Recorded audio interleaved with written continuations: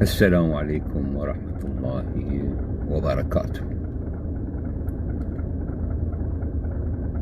اليوم أود أن أطرح موضوع ربما هو مختلف مما قلته سابقا. نشرت جريدة الصباح هذا اليوم، جريدة الصباح الغراء البغدادية، صفحة تتحدث عن إنجازات حكومة السوداني. بصراحة وجدت أن هذه الصفحة تتحدث عن إنجازات بالأرقام والحقائق، فيها الكثير من المصداقية، وسوف أرفق هذه الصفحة أو هذه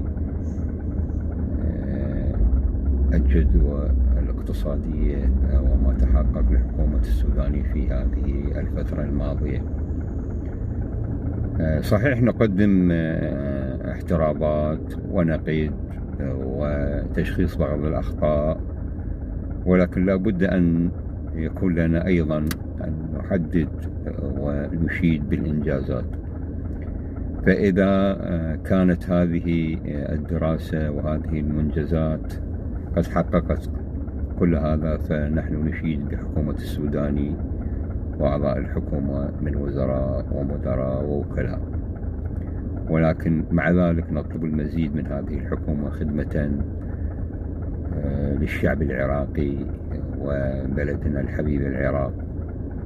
وكل ما نقوله ونكتبه أو نشيد به هو ليس لنا مصلحة شخصية فيه، وإنما نطلب الصالح العام ورفعة بلدنا سياسيا واقتصاديا وحضورا في المحافل العربية والدولية.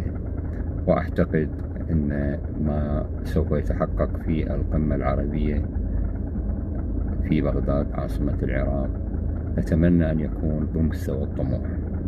والسلام عليكم ورحمة الله وبركاته.